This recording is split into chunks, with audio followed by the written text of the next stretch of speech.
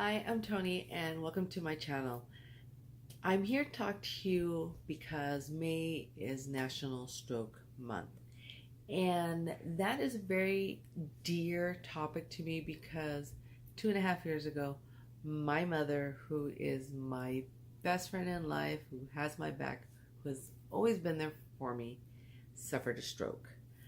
Now, when it comes to strokes, there is an acronym that you can remember to kind of help you out if you're debating, is this person having a stroke? Are you having a stroke? Or anything like that. And that acronym spells out the word FAST. F-A-S-T. F is for facial drooping. Usually when you're having a stroke, one side of your face has that droopiness that we have all come to associate with having a stroke. A is arm weakness. Usually one side of your body does suffer some sort of paralysis, so there will be a weakness on one side with the arm, the legs, things like that. S, speech difficulties. And this is what we saw in my mother. If you're having problems with speech, that is a sign. And T is for time. If you think you're having a stroke or someone close to you or anyone is having a stroke, time is of the essence. It is important that you get that person to the hospital as fast as you can. There is actually a medication that they can give within a certain amount of time that can help. It really does wonder. But the thing is, you have got to get them to the hospital as soon as possible. Now, in my mother's case, we couldn't get her that medication because it wasn't within that allotted time. She actually called me the night before and we were talking. My mother, we talk to each other all the time, but I noticed that for my mother, she was really quiet. She really wasn't as outspoken as she normally was, and I just thought she was tired. I thought she was tired. We had all been going through that hold. It was October 1st. It was last day of September into October. And I just thought maybe she's coming down with flu or something. I thought she wasn't feeling well. So I didn't really think that much about it. I just thought I'll give her a call tomorrow to see how she's doing. Well, she woke up the next morning and she couldn't speak. She couldn't speak.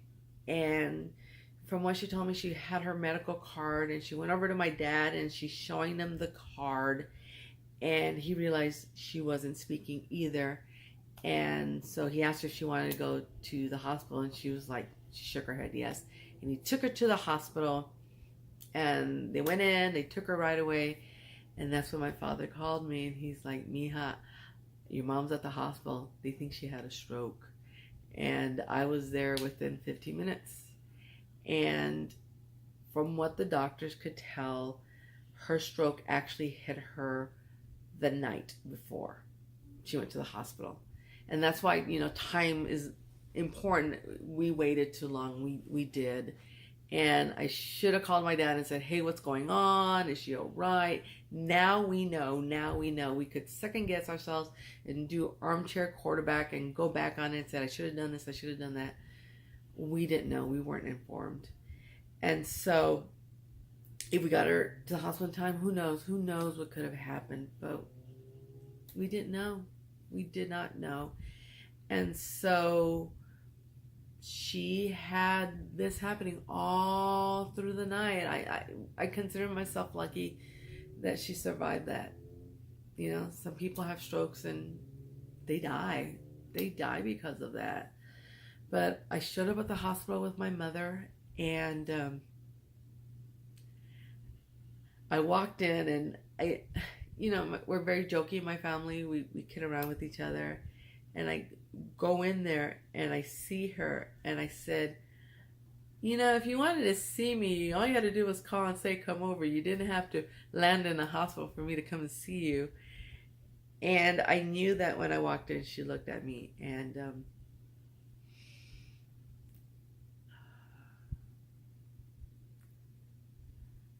she looked at me, and I could tell that something was off. So when I said that line, I could tell that she was, she tried to laugh, but nothing came out. and there was like a little bit of relaxation in her face. And it wasn't until later that I realized that when I walked in and my mother saw me, she had that look on her face because she didn't recognize me. And she says that when she heard me say that line, that she realized that I knew her, that we knew each other. She didn't know how, but it relaxed her some, so that was good. But that was hard.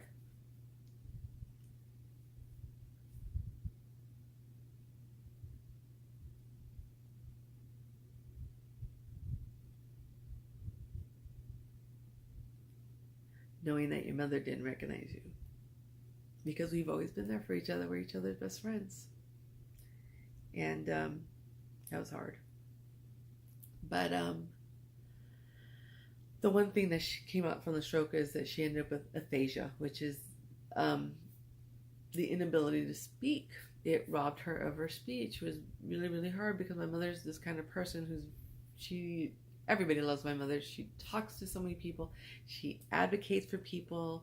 You need help with something, my mother will take you and make sure you get this done. She's that kind of person.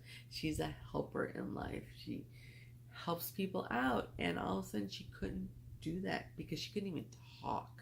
You know, we came up with a communication board. You know, I would tell her, you know, blink one for yes, twice for no, you know, squeeze my hand, this sort of stuff. We realized Spanish was easier for her to speak than in English. And one of the weird things is, we did not realize this, but people with aphasia have a tendency to cuss. And my mother was like kind of shocked at the fact that she was cussing, but it's like the doctor said, it's such a simple, cussing is easy because of the fact that in one or two words you can convey a message. You know, that you're frustrated, that you're mad, that you're angry, with one or two words. And so to this day my mother still will cuss. It's gotten better, but it's amazing how these doctors that deal with stroke patients, they're very understanding. They're awesome. The people at the hospital were amazing, and I love them all. But one thing I learned with the stroke is that the medical industry is broken. It is broken, especially with the insurances and the pharmaceutical companies, because medication is so expensive.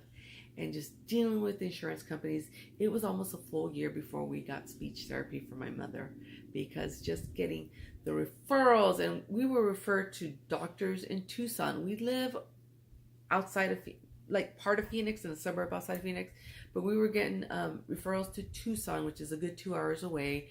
We were getting referrals to children's speech therapies. We were given referral to places that didn't even do speech therapies. And then when I finally did find a place, it was weird because the insurance company was like, yes, this hospital does it. And the hospital was like, no, we don't. We don't do that anymore. We used to. And it was a headache. It was a headache. But we fought. I became my mother's voice. I became my mother's voice in this. And I will do another video where I will go more into depth about our experiences with my mother's stroke. But what I wanted to come on here was, I wanted to tell you about F.A.S.T. Facial drooping, arm weakness, speech, lack of or slurred speech, and time. Time is the most important one. Okay, many different reasons why we have a stroke. But you pay attention to these 4 things fast, and if you see that in someone or you start to experience that, get to a doctor. Time is important, and hopefully there will be a good outcome to it. I'll see you guys next time, and take care.